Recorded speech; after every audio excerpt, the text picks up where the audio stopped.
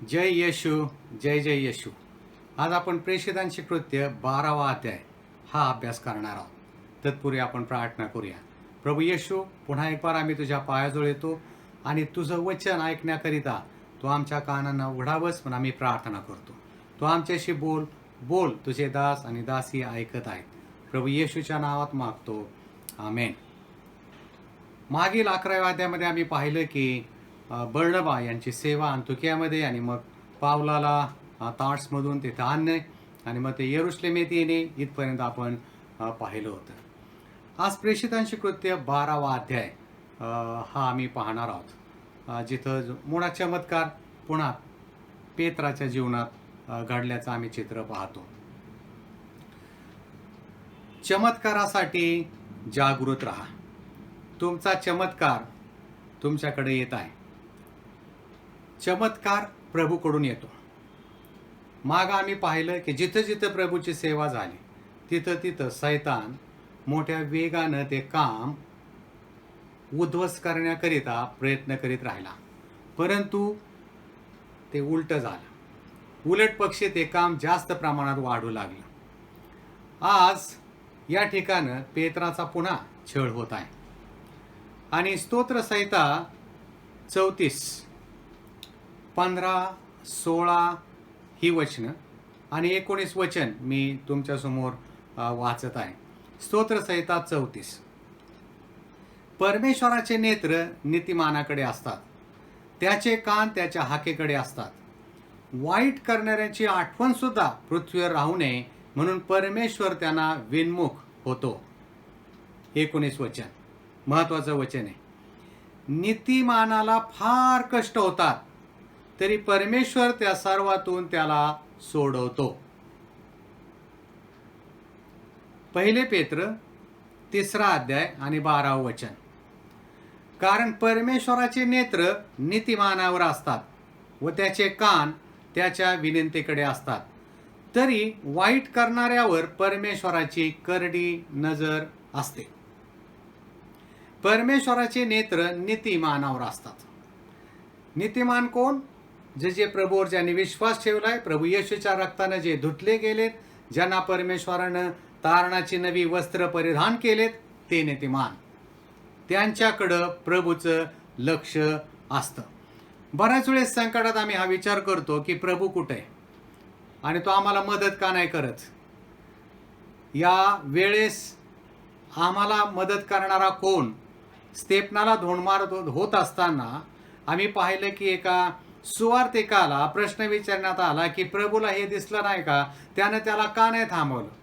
प्रभूला ते दिसलं आणि प्रभूनं स्तेफनाला त्याची कृपा पुरवली, इतरांना क्षमा करण्याकरिता जे त्याला धोंडमार करीत होते, आणि त्याच्याकरिता स्वर्ग उघडला गेला आणि प्रभू येशू स्वतः उभे राहिले त्याचा स्वीकार स्वर्गात करण्याकरिता. आणि म्हणून ही वचनं आम्ही वाचले की नीतिमानाला पुष्कळ कष्ट होतील. ख्रिस्ती जीवन धर्म नव्हे. ख्रिस्ती जीवन हे खडतर जीवन आहे. जे प्रॉस्पेरिटी गॉस्पल म्हणजे तुमची भरभराट होईल, तुम्ही ख्रिस्तात या सगळ्या प्रकारचे आशीर्वाद तुम्हाला मिळतील, हे बरोबर आहे काय अंशी. परंतु प्रभू म्हणतो ज्याला कुणाला माझ्या मागे यायचे त्यांनी वधस्तंभ उचलावा आणि माझ्या मागे यावं. ख्रिस्ती जीवनाचा मार्ग हा खडतर मार्ग आहे, परंतु हा आशीर्वादित मार्ग आहे, कारण आमच्या बरोबर देव असतो. आणि म्हणून प्रेषित 12:1-4 या वचनाकडे आम्ही जाणार आहोत आणि पाहणार आहोत प्रभूचं वचन आज आम्हाला काय शिकवते. देव आमच्या परीक्षांकडे पाहत असतो. तो आमची परीक्षा आमच्या शक्तीच्या पलीकडे कधीही होऊ देत नाही. बऱ्याच जणांना असं जाणवतं की हे फार झालं आता, हे माझ्या शक्तीच्या पलीकडे झालं आता, परंतु मी तुम्हाला गॅरंटी देतो, खात्री देतो, आमची परीक्षा आमच्या शक्तीच्या पलीकडे कधीही होणार नाही. देव आमच्या परीक्षांकडे पाहत असतो. आणि तीच घटना प्रेषितांची कृत्य 12वा अध्याय आणि पहिल्या 4 वचनांमध्ये आम्ही पाहतो. त्या सुमारास हेरोद राजाने मंडळीतील काही जनास छळावे म्हणून त्यांच्यावर हात टाकला आणि योहानाचा भाऊ याकोब याला तलवारीने जीवे मारले. तो यहुदी लोकांना आवडेल असे पाहून, तो पेत्रालाही आवडले असे पाहून पेत्रालाही धरण्यास पुढे सरसावला. ते बेखमीर भाकरीचे दिवस होते. त्याला धरल्यावर त्याने त्याला तुरुंगात ठेवले आणि त्याच्या रखवालीकरिता त्याच्या शिपायांच्या 4 चौकड्यांच्या स्वाधीन केले. वलांडण सण झाल्यावर त्याला लोकांपुढे बाहेर आणावे असा त्याचा बेत होता. पेत्राला अटक करण्यात आली. हेरोद अग्रिपा आपल्या लोकांसाठी कार्य करीत होता.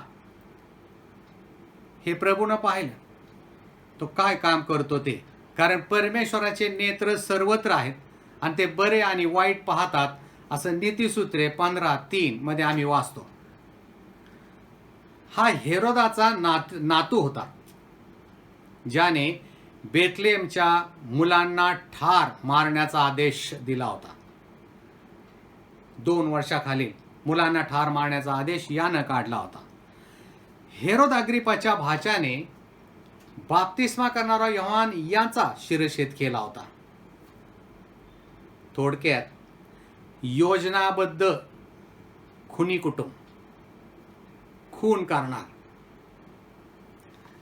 आणि यहुदी त्यांच्यावर नाराज होते, म्हणून त्यांना खुश करण्याकरिता, यहुद्यांची इच्छा पूर्ण करण्याकरिता त्यानं प्रेषितांवर हात टाकले. आणि आम्ही पाहिलं की याकोबाला, ज्याने याकोबाचं पत्र लिहिलं, त्या देवाच्या प्रेषिताला त्यानं तलवारीने जीव मार, आणि तो यहुद्यांच्या बाजूने आहे हे दाखवण्याचा त्यानं प्रयत्न केला. त्याने अनेक विश्वासणाऱ्यांना अटक केली. त्यापैकी योहानाचा भाऊ याकोब याचाही त्यानं शिरच्छेद केला हे आम्ही पाहिलं. या काळामध्ये छळ हा पराकोटीला पोहोचला होता. प्रभू येशूने सांगितले होते त्याप्रमाणे घडत होते की परीक्षा व छळ याशिवाय देवाचं गौरव होत नाही. आम्ही कठीण प्रसंगातून जातो आणि मग प्रभू आम्हाला सोडवतो आणि मग आम्ही साक्ष देऊ लागतो. आमच्या जीवनामध्ये साक्षी निर्माण होतात आणि म्हणून परीक्षा व छळ याशिवाय देवाचं गौरव नाही. योहानालाही त्यानं निर्वासित या ठिकाणं पाठवलं. पात्मस बेटावर प्रगटी 1:9 प्रमाणे याच राजानं त्याची रवानगी केली. हाही प्रभूचा प्रेषित आणि सेवक होता. याकोबाला मारल्यानंतर त्यानं पेत्राला जीवे मारायचं असं मनात ठाणलं होतं, म्हणून त्याला त्याने अटक केली आणि एका मोठ्या सुरक्षतेखाली त्याला ठेवलं. जवळजवळ 16 शिपाई पेत्राचं रक्षण करण्याकरिता त्या ठिकाणं उभे करण्यात आले. त्यांच्या ताब्यात पेत्राला सोपवण्यात आले. 2 शिपाई पहारा देत होते. 2 शिपाई द्वारावर उभे होते आणि 2 जण दोघे पेत्राबरोबर बेड्या घालून त्याच्याबरोबर सोपले होते. म्हणजे पेत्र 2 शिपायांच्या मध्ये बेड्या घातलेल्या अवस्थेमध्ये, 2 शिपाई तुरुंगाच्या दरवाज्यावर आणि मुख्य दरवाज्यावर 2, अशी ही चौकड काम करत होती आणि त्याच्यावर कडा पहारा ठेवण्यात आला. कारण बेखमर भाकरीचा सण झाल्यानंतर वलांडण सण होता आणि वलांडण सणात काही गडबड होऊ नये म्हणून वलांडण सण झाल्यानंतर त्याला बाहेर आणून त्याला जीव मारावं असं त्यांनी ठरवलं होतं. पण शत्रू कितीही आमच्यासाठी योजना करो, देवाच्या योजना आमच्याकरिता सुटकेच्या योजना आहेत. हालेलुया. तरीही पेत्राला देवाने चमत्कारित्या कारागृहातून, त्या तुरुंगातून सोडवलं. आता या ठिकाणी प्रश्न आहे, याकोबाची नव्हे तर पेत्राची सुटका का करण्यात आली? हा सर्वसाधारण प्रश्न आमच्या मनामध्ये येतो. त्याचं उत्तर हे देवाच्या इच्छेमुळं घडतं आणि स्वर्गीय सिंहासनाद्वारे ह्याचं नियंत्रण होतं. जगातल्या राजकीय पुढाऱ्यांमार्फत नाही, परंतु प्रभूच्या आसनातून या योजना सिद्धीस नेल्या जातात. मी आता पुढे काय बोलतोय ते लक्षपूर्वक ऐका. आम्ही परमेश्वराचे मार्ग नेहमीच समजू शकत नाही, परंतु आम्हाला माहित आहे की त्याचे सार्वभौम इच्छा उत्तम आहे. सर्व त्याच्या नियंत्रणाखाली आहे आणि परमेश्वराची करडी नजर नीतिमान लोकांवर आहे. हे निश्चित 100%. मग तुम्ही कोणत्याही संकटात असो, कोणीही तुम्हाला त्रास देऊ, याचा अर्थ असा नाही की प्रभूचे नेत्र आमच्याकडे नाही. प्रभूचं वचन सांगतं की प्रभू डुलकी घेत नाही, तो झोपत नाही, त्याला झोप येत नाही, पण तो आमच्याकडे सतत पाहत असतो. 5 ते 17 वचनामध्ये आम्ही पुढे वाटचाल करणार आहोत. आम्ही पाहिलं पेत्राला अटक करण्यात आला, त्याचप्रमाणे त्याच्यावर चांगलाच पहारा ठेवण्यात आला की जेथून पेत्राची सुटका होणं मुश्किल होतं. देव आमची प्रार्थना ऐकतो. 12वा अध्याय 5 ते 17 यामधला अनुभव आम्ही या ठिकाणी पाहणार आहोत. देव तुमच्या आणि माझ्या प्रार्थना ऐकायला समर्थ आहे. त्याचे कान सदैव उघडे आहेत. जरी प्रार्थनेचं उत्तर तुम्हाला तात्काळ मिळालं नसेल, काय हरकत नाही, पण प्रार्थनेचं उत्तर येईल. ज्या वेळेस आम्ही त्याच्या इच्छेप्रमाणे ती प्रार्थना करू, त्यावेळेस प्रार्थनेचं उत्तर आम्हाला प्राप्त होईल. या ठिकाणी देव पेत्रावर असणारी मंडळी, त्या मंडळीची प्रार्थना विनंती ऐकत आहे आणि प्रार्थनेचं उत्तर देत आहे. धन्यवाद असो प्रभूला की आमचा प्रभू जिवंत आहे, पुनरुत्थित आहे आणि तो ऐकतो, आमच्या प्रार्थनेचं उत्तर देतो. माझ्या वैयक्तिक जीवनात, मंडळीच्या जीवनात, कुटुंबाच्या जीवनात कित्येक प्रार्थनेची उत्तरं प्रभूने दिली आहेत. तो प्रार्थनेचे उत्तर देण्यास समर्थ देव आहे. 1 पेत्र 3:12 मध्ये देवाचं वचन सांगतं, आणि त्याचे कान त्याची प्रार्थना ऐकण्यास उघडली आहेत. त्याचे कान त्यांची प्रार्थना ऐकण्यास उघडली आहेत. 5 आणि 6 या वचनामध्ये घडतंय काय हे आम्ही पवित्र शास्त्रात जाऊन पाहणार आहोत. माझ्या विनंतीप्रमाणे पवित्र शास्त्र आपण उघडं ठेवलं असेल अशी मी आशा धरतो. पवित्र शास्त्र उघडूया आणि 5 आणि 6 हे वचन आपण वाचूया. ह्याप्रमाणे पेत्र तुरुंगात पहाऱ्यात होता, परंतु त्याच्याकरिता देवाजवळ मंडळीच्या प्रार्थना एकाग्रतेने चालली होती. हेरोद त्याला बाहेर आणणार होता. त्या रात्री 2 बेड्या घातलेला असा पेत्र 2 शिपायांमध्ये निजला होता आणि पहारेकरी दरवाजापुढे तुरुंगाचा पहारा करीत होते. त्यावेळेस प्रार्थना ऐकली गेली आणि काय घडलं ते 7व्या वचनामध्ये आम्ही पाहूया.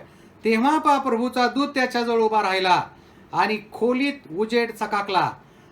त्याने पेत्राच्या कुशीवर थापटून त्याला जागे करून म्हटले, लवकर उठ. तेव्हा त्याच्या हातातील साखळदंड गळून पडले. मग देवदूत त्याला म्हणाला, कंबर बांध व पायात वहाणा घाल. त्याने तसे केले. त्याने त्याला म्हटले, तो आपले वस्त्र पांघरून माझ्या मागे ये. पेत्राला हे माहित होतं की अशा प्रकारचा पहारा आणि मला अशा प्रकारे अटक करणं याचा अर्थ असा की मला मरणाची, मृत्यूदंडाची शिक्षा मिळणार आहे. ज्यावेळेस कोणाला फाशी द्यायचं असतं, आपल्या भारतामध्ये अशा काही घटना घडल्या, त्यावेळेस फाशी घेणारे जे असतात त्यांना झोप नाही येत, ते झोपत नाहीत, त्यांची झोप उडालेली असते. पण या ठिकाणी देवाचं वचन आम्हाला सांगतं पेत्र झोपलेला होता, कारण देवदूतानं त्याच्या कुशीवर थोपटलं आणि त्याला उठ असं म्हटलं. दुसऱ्या दिवशी त्याचा शिरच्छेद केला जाईल हे त्याला माहित होतं. अशा वेळी आम्ही तर नक्की झोपणार नाही, पण त्याला झोप लागली होती. मग देवदूताने त्याला उठवलं. त्या अगोदर तो 2 वेळा या तुरुंगात इथे आला होता. प्रभूने त्याची सुटका केली होती, पण आता तो तेथे एकटाच होता. यावेळी त्याची परिस्थिती पहिल्यापेक्षा कठीण होती. हे या ठिकाणी आम्हाला पाहायला मिळतं. परंतु ही घटना घडल्यानंतर पेत्राकरिता इतर विश्वासणारे जन होते, ते त्याच्यासाठी प्रार्थना करत होते. एक आठवडाभर रात्रंदिवस प्रार्थना करत होते, असं देवाचं वचन सांगतं. फिलिप्पी 4:5-6 आम्ही आमच्या विनंत्या प्रभूला कळवल्या पाहिजे. तसं पेत्राचे हे जण प्रार्थना करीत होते. ऐका, प्रार्थना एक मार्ग म्हणजे आपल्या देवाला त्याच्या वचनांची आठवण करून देणं, आणि प्रभूला ते त्याच्या वचनांची आठवण करून देत होते. स्तोत्र 4:8 प्रभू आम्हाला गाढ झोप देतो, तो आम्हाला एकांतात निर्भय ठेवतो. यशा 41:10 प्रभू म्हणाला, भिवू नको, मी तुझ्या बरोबर आहे. हे पहिलं कारण. आम्ही प्रार्थनेमध्ये पूर्ण विश्वासाने प्रभूवर भरोसा ठेवला पाहिजे, कारण तो आमची प्रार्थना ऐकतो आणि त्याच्या वचनानुसार केलेल्या प्रार्थना उत्तरित होतात. पेत्राला झोप येण्याचं कारण काय, त्याला गाढ झोप लागण्याचं कारण काय, याचा अर्थ त्याचा प्रभूवर पूर्ण विश्वास होता. दुसरं कारण आम्ही पाहणार आहोत, आणि त्याकरिता आम्हाला योहानाचं शुभवर्तमान 21 अध्याय, सर्वजण माझ्यावर जाऊया. योहान 21 आणि 18 आणि 19 वचन यावेळेस आपण वाचणार आहोत. कारण पेत्राला परमेश्वरानं सूचना दिली होती. ती सूचना काय होती? कारण येशूनं त्याला वचन दिलं होतं. ते वचन 18 आणि 19 मध्ये आपण वाचूया. सर्वजण माझ्यावर आहात. Praise the Lord. मी तुला खचित खचित सांगतो, तू तरुण होतास तेव्हा स्वतः कंबर बांधून तुझ्या इच्छेस येईल तेथे जात होतास. परंतु तू म्हातारा होशील तेव्हा हात लांब करशील. जसे प्रभूचे हात वधस्तंभावर लांब झाले. आणि माणूस तुझी कमर बांधून तुझ्या इच्छेस येणार नाही ते तुला नेईल. तो कोणत्या प्रकारच्या मरणाने देवाचे गौरव करील हे सुचवण्याकरिता तो हे बोलला. आणि असे बोलल्यावर त्याने त्याला म्हटले, माझ्या माग ये. त्याचं मरण कसं होईल, त्या मरणाचा संकेत प्रभू येशूचं पुनरुत्थान झाल्यानंतर, त्यांची भेट झाल्यानंतर, त्यांचा न्याहारी झाल्यानंतर येशूनं पेत्राला त्याचा मृत्यू कसा होईल यासंबंधी योहान 21:18 आणि 19 मध्ये सांगितलं होतं. तू म्हातारा होशील. आणि पेत्र काय म्हातारा नव्हता. आणि म्हणून पेत्राचा देवाच्या वचनावर पूर्ण विश्वास होता, म्हणून तो घाबरला नाही. त्याला माहित होतं की हेरोद मला मारू शकणार नाही, कारण ती वेळ अजून आलेली नाही. देवाचं वचन आमच्यामध्ये अशा प्रकारे जिवंत असलं पाहिजे, तेव्हा आमचा विश्वास वाढणार आहे. देव त्याला केव्हा कसे सोडवेल हे त्याला ठाऊक नव्हते, परंतु सुटका निश्चित आहे हे त्याला माहित होतं. जे कोणी ऐकणारे, जे अडचणीमध्ये, जे संकटामध्ये, त्रासामध्ये, तुमची सुटका जवळ आली आहे. देवाच्या वचनावर पूर्णपणे विश्वास ठेवा, तुमची सुटका जवळ आली आहे. आणि मग 7 ते 11 वचनामध्ये दूत तिथं आल्यानंतर पेत्र आज्ञा पाळतो. देवाचं वचन वाचणे व ते पाळणे, आज्ञा पाळणे हे महत्वाचे. देवदूतांचे सेवा कार्य आपण पवित्र शास्त्रामध्ये बऱ्याच ठिकाणी पाहतो. प्रेषितांची कृत्ये 5 आणि 19 मध्ये आम्ही पाहतो, प्रभू न पेत्रासाठी तुरुंगाचे दरवाजे उघडले होते 8 आणि 26 मध्ये आम्ही पाहतो की प्रभू फिलिपाला शंडाकडे घेऊन जातो. 10 आणि 3 वचनामध्ये पेत्राला पुन्हा दूत भेटतो. करण्याला संबंधी त्याला माहिती देण्यात येते. स्तोत्र 34:7 देवाचं वचन सांगतं, परमेश्वराचा दूत त्याचे भय धरणाऱ्यांभोवती छावणी देतो. परमेश्वराचा दूत त्याचं भय धरणाऱ्यांभोवती छावणी देतो. आणि पहा, प्रभूचं भय धरणारा पेत्र त्याच्या भोवती आता दूताची छावणी. जसा देवदूत तुरुंगामध्ये आला, कारागृहात प्रकाश चमकला आणि जिथं प्रकाश आला तिथं स्वातंत्र्य आलं आणि पेत्राची सुटका होण्याची वेळ आली. जे रक्षक होते दोघे त्याच्या बाजूला निजले होते. त्यांच्या हातामध्ये बेड्या होत्या, पेत्राच्या आणि त्यांना याची काही कल्पना नव्हती. पण सुटकेसाठी पेत्राने देवदूताची आज्ञा पाळली. पहिल्यांदा पेत्राला वाटलं की हे स्वप्न असावं, कदाचित हा दृष्टांत असावा. तो रस्त्यावर येईपर्यंत त्याला ते कळलं नाही. परंतु ज्यावेळेस तो बाहेर आला त्यावेळेस कळलं हे स्वप्न नव्हे, परंतु देवानं माझ्यासाठी केलेला आणखी एक चमत्कार आहे. देवदूतानं त्याला आपली कमर बांधायला सांगितलं, त्याला पायात चपला घालायला सांगितल्या आणि ज्या काही गोष्टी आम्ही साधारणपणे करू शकतो त्या त्यानं त्याला करायला लावल्या आणि असाधारण गोष्टी परमेश्वरानं त्याच्यासाठी केल्या. जे काही प्रभूसाठी आम्ही करू शकतो ते करा. असाधारण गोष्टी प्रभू करण्यास समर्थ आहे.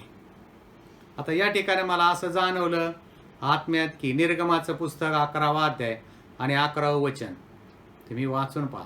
त्या ठिकाणी वलांडन सणमध्ये ज्यावेळेस त्यांना ते जेवण भोजन करायचं होतं त्यावेळेस परमेश्वराने त्यांना ही सूचना दिली होती की तुम्ही तुमची कमर बांधा, पायात वाहना घाला, हातात काठी घ्या आणि घाईघाईनं तुम्ही जेवा. आता पेत्राकरिता वलांडन सण, खरोखरचा वलांडन सण आला होता आणि म्हणून देवदूतानं त्याला सांगितलं कमर बांध, पायामध्ये चप्पल घाल आणि उभा राहा आणि माझ्या मागे ये. देव प्रभू येशू ख्रिस्त एकटाच विलक्षण कार्य करू शकतो, परंतु आपण साधारण गोष्टी केल्या पाहिजेत हे मी तुम्हाला सांगितलं. देव त्याचे चमत्कार कधीही व्यर्थ घालवित नाही. त्याच्या चमत्कारांमार्फत देव बापाचं गौरव होतं. जे चमत्कार येशूच्या जीवनात आम्ही पाहिले, 2 मासे 5 भाकरी, याईराची मेलेली मुलगी जिवंत झाली, लाजार 4 दिवस कबरेत राहून पुन्हा जिवंत झाला, कबरेवरची धोंड काढण्यात आली. मोठमोठे चमत्कार प्रभूने केले. पण आमच्या जीवनात जर चमत्कार आम्हाला घ्यायचा असेल, रिसीव्ह करायचा असेल, तर आम्हाला नम्रता आणि आज्ञाधारकपणा आमच्या जीवनात असला पाहिजे. प्रभू आम्हाला द्यायला तयार आहे, परंतु आम्ही घ्यायला तयार असलं पाहिजे. वलांडणाच्या हंगामामध्ये या सणामध्ये चमत्कार घडला आणि पेत्राला आता तुरुंगातून सुटण्याची वेळ, हा चमत्कार पाहण्याची वेळ त्याला मिळाली. त्याचं आणखी एक कारण होतं, कारण देवाचे लोक त्याच्यासाठी प्रार्थना करीत होते. प्रार्थना आमच्या ख्रिस्ती जीवनाचा प्राणवायू आहे, oxygen. Prayer is the oxygen of Christian life. We cannot survive without that. आणि म्हणून मंडळी देखील प्रार्थनेमध्ये लागली होती. लोक प्रार्थना करत होते, मनापासून प्रार्थना करत होते. कदाचित आठवड्याच्या आसपास त्यांच्या या प्रार्थना असाव्यात. ही प्रार्थनेची आग प्रभूच्या आसनासमोर पेटत होती आणि प्रभूनं त्यांची प्रार्थना ऐकली आणि पेत्राची सुटका त्या ठिकाणी झाली असं आपण पवित्र शास्त्रामध्ये वाचतो. 9 वचन 12. तो निघून गेल्यावर त्याच्या मागे गेला, तरी देवदूतांकडून जे झाले ते खरोखर घडत आहे हे त्याला कळेना. आपण दृष्टांत पाहत आहोत असे त्याला वाटले. नंतर पहिला व दुसरा पहारा ओलांडून ते नगरात जाण्याच्या लोखंडी दरवाजापर्यंत आल्यावर तो आपोआप त्यांच्यासाठी उघडला गेला आणि ते बाहेर पडून पुढे एक रस्ता चालून गेले. तोच देवदूत त्याला सोडून गेला. परमेश्वर आमच्याकरिता द्वार उघडीत आहे. तो द्वार उघडण्यास समर्थ आहे. द्वार परमेश्वराच्या हातात आहे. जे द्वार प्रभू उघडतो ते कोणीही कधीही बंद करू शकत नाही. आणि मग आम्ही पुढे पाहतो की तो तिथून निघाला आणि जे आपले त्याचे लोक, त्या लोकांकडे 12व्या वचनापासून तो पुढे निघाला. प्रभूने आपला दूत पाठवून हेरोदाच्या तावडीतून व यहुदी लोकांच्या संपूर्ण अपेक्षा भंगापास करून त्याला सोडवलं. 12 वचन. हे लक्षात आल्यावर तो योहान, ज्याला मार्क म्हणत, त्याची आई मरिया ह्याच्या घरी गेला. तेथे बरेच लोक एकत्र जमून प्रार्थना करीत होते. तो दरवाजाची दिंडी ठोकीत असता रुंदा नावाची मुलगी कानोसा घेण्यासाठी आली. तिने पेत्राचा आवाज ओळखला, पण तिला इतका आनंद झाला की तिने दाराची कडी न उघडता ती उलट दिशेने पुन्हा पळाली. पण पेत्र कडी वाजवत होता. आणि मग मंडळीतले लोक म्हणाले की तो बावचळलीस काय? त्याला अशा प्रकारे अटक केली, अशा प्रकारे त्याची बंधनात सुटका होणं हे अशक्य. ते म्हणाले कदाचित त्याचा दूत असेल. 16 वचन. मग पेत्र तसाच ठोकीत राहिला असता त्याने दरवाजा उघडला आणि त्याला पाहून ते थक्क झाले. ज्यावेळेस प्रभूचा चमत्कार आमच्या जीवनात घडतो त्यावेळेस आम्ही थक्क होतो, आश्चर्यचकित होतो.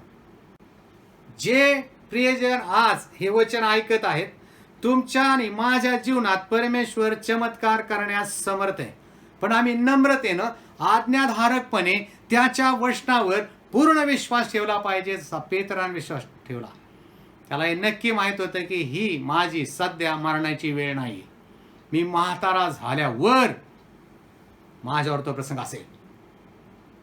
तसं प्रभूच्या वचनावर आम्ही खोलपणे विश्वास ठेवला पाहिजे. पेत्राच्या सुटकेसाठी ही केंद्रित प्रार्थना त्याच्या कामी पडली. कदाचित जो देवदूत त्याला सोडवण्याकरिता आला तो त्याचाच देवदूत असावा. आम्हा प्रत्येकाकरिता परमेश्वराने दूत नेमलाय. गार्डियन एंजल, तो कदाचित त्याचा दूत असावा. हा विषय वेगळा आहे, परंतु दूतानं त्याची सुटका केली. त्यानं त्याच्या पालक देवदूतावर विश्वास व्यक्त केला. आणि मग दार उघडल्यानंतर ते आश्चर्यचकित झाले. आणि मग 17 वचनामध्ये पेत्र घोषणा करीत आहे, सांगत आहे. आणि त्याने येशूचा भाऊ याकोब याला संदेश देण्यास सांगितले, ज्याने याकोबाचे पत्र लिहिले होते. यरुशलेमेस चा तो सभेचा नेता होता. त्याला हा संदेश द्या असं त्यानं त्यांना सांगितलं. आणि याही लोकांना त्यानं शांत होण्याकरिता सांगितलं. जसे ते आश्चर्यचकित झाले, 17 वचन सांगतं, तेव्हा उगे राहा म्हणून त्याने त्यास खुणावले. आपणाला प्रभूने कसे बाहेर काढले हे त्याने त्यांना सविस्तर सांगितले. आणि म्हटले की हे याकोबास व बंधुजनास सांगा. नंतर तो दुसऱ्या ठिकाणी निघून गेला. सुरुवातीला मी सांगितलं होतं की प्रेषितांची कृत्य 1 अध्याय ते 12 अध्यायापर्यंत पेत्राची विशेष सेवा या अध्यायामध्ये आम्हाला पाहायला मिळेल.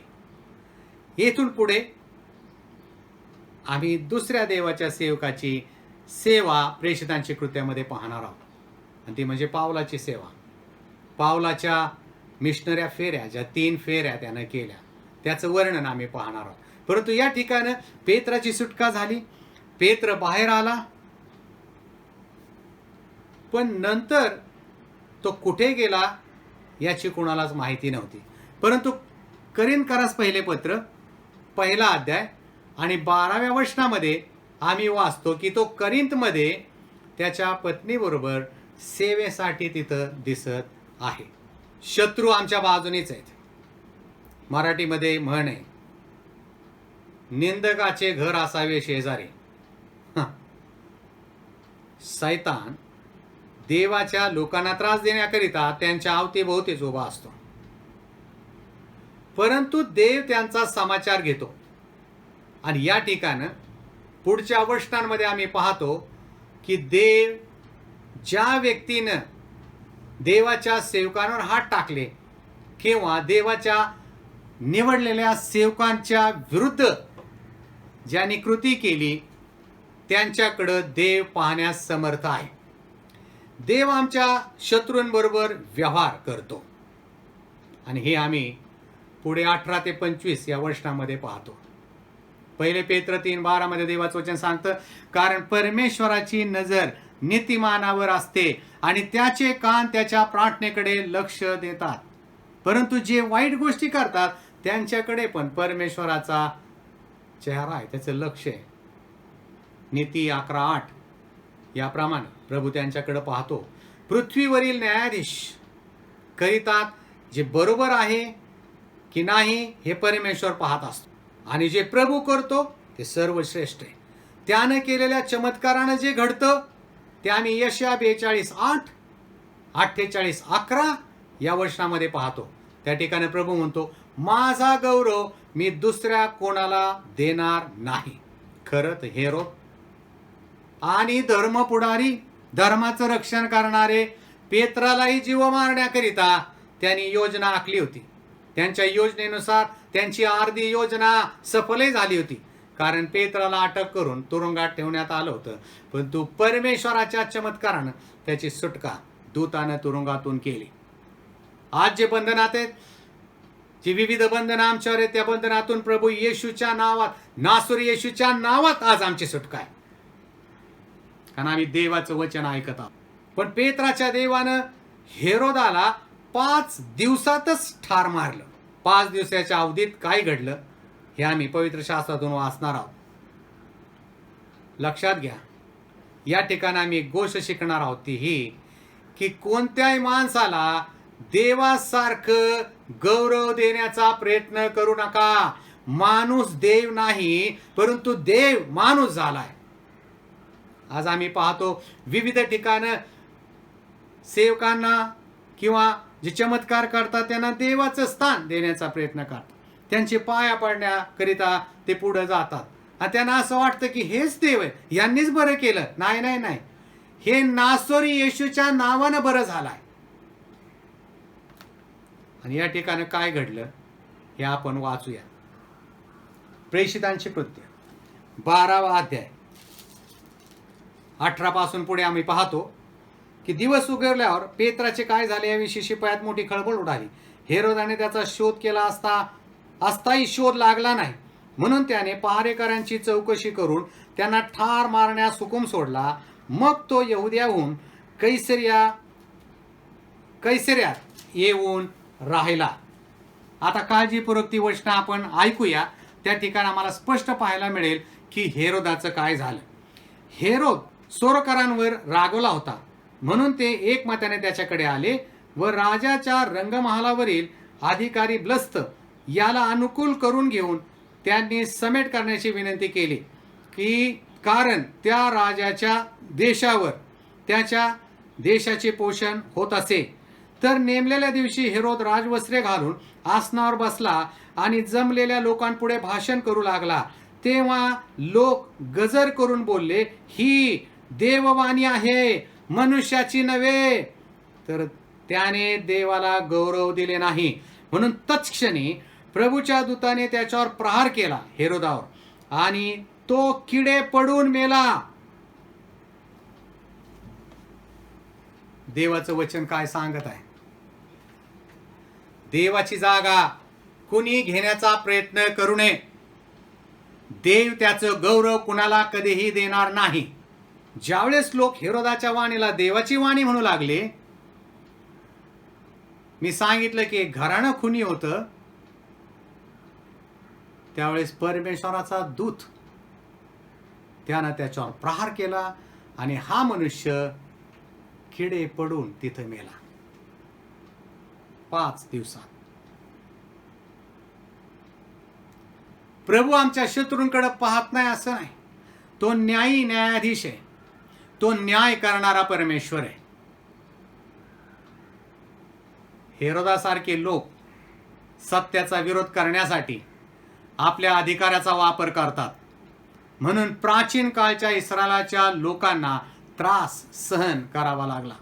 ॲलन रेडपाथ हे देवाचे सेवक असे म्हणतात की आपली हनवटी वर ठेवा आणि गुडघे टेका, कारण आपण विजयाच्या बाजूने आहोत. विजय निश्चित आहे. मंडळी ज्यावेळेस प्रार्थना करते तेव्हा देव कार्य करतो. आणि सर्वात कमजोर देवाचा संत जेव्हा प्रार्थनेकरिता गुडघे टेकतो तेव्हा सैतान थरथर कापतो. पुन्हा वाचतो मी. मंडळी प्रार्थना करते तेव्हा देव कार्य करतो. आणि सर्वात कमजोर देवाचा संत जेव्हा प्रार्थनेकरिता गुडघे टेकतो तेव्हा सैतान थर थर कापतो. हे प्रार्थनेचं बळ आहे. आणि या प्रार्थनेच्या बळानं पेत्राची सुटका झाली. या प्रार्थनेच्या बळानं परमेश्वरानं त्यांची प्रार्थना ऐकली आणि हेरोदावर देखील प्रहार करण्यात आला. कदाचित यहुदी किंवा शिष्य कोणी त्याला मारण्यास समर्थ नव्हतं, पण देवाला काहीही अशक्य नाही. तुम्ही सर्वजण माझ्यावर म्हणा, देवाला काहीही अशक्य नाही. सगळं त्याला शक्य आहे. आणि अशा प्रकारे पेत्राची सुटका झाली. पेत्र कुठं गेला त्याचा शोध त्याने घेतला, पण त्यांना तो सापडला नाही, कारण तो प्रभूच्या कक्षेत, प्रभूच्या नियंत्रणात आणि प्रभूच्या संरक्षणात होता. आज मला तुम्हाला खात्रीपूर्वक सांगायचे माझ्या सहित की आम्ही परमेश्वराच्या संरक्षणाखाली, नियंत्रणाखाली आहोत. त्याचे नेत्र सर्वत्र आहेत. आणि मग पुढं काय झालं? सैतान विजयी झाला काय? त्याच्या योजना सफल झाल्या काय? पुढं देवाचं वचन काय सांगतं हे आपण पाहूया. 24 वचन. पण देवाच्या वचनांची वृद्धी व प्रसार होत गेला. बर्णबा व शाऊल हे आपली सेवा पूर्ण करून, ज्याला मार्कही म्हणत, त्या योहानाला बरोबर घेऊन यरुशलेमेस ते माघारे आले. परमेश्वराची सेवा वृद्धी पावत राहिली, वाढत राहिली. आणखी लोकांची भर देवाच्या सेवेमध्ये पडत राहिली. चमत्कारासाठी तयार राहा. तुमचा चमत्कार तुमच्याकडे आज येत आहे. विश्वासाने प्रार्थना करा. प्रभू येशूच्या वचनावर असा विश्वास ठेवा जसा पेत्रानं ठेवला. त्याच्या हृदयात ते वचन खोलवर होतं. त्याला पूर्ण खात्री होती की आजचा माझा दिवस मरणाचा नाही. मराठीमध्ये म्हण आहे, देव तारी चला कोण मारे. परमेश्वर जर आमच्या बाजूने आहे, रोम 8:31, तर आमच्या विरोधी कोण? जर तो आम्हाला अनुकूल आहे तर आम्हाला प्रतिकूल कोण? आजचा अध्याय महत्वाचा अध्याय. पेत्राची सुटका झाली. तो आपल्या मंडळीला भेटला. त्यानं तो निरोप याकोबाला द्यायला सांगितला. आणि जो पुढारी होता यरुशलेमेच्या मंडळीमध्ये, आणि मग तेथून तो निघून गेला. पण पेत्रानं तिथं सेवा न करता बाहेर जिथं जिथं हे पांगले तिथं तिथं जाऊन त्यांनी परमेश्वराच्या वचनाची घोषणा केली. प्रेषितांचं काम काय होतं आठवतं काय? प्रार्थना करणे आणि देवाची वचनाची घोषणा करणे. यापासून आम्ही परावृत्त होणार नाही. पंक्ती सेवा आम्ही करणार नाही.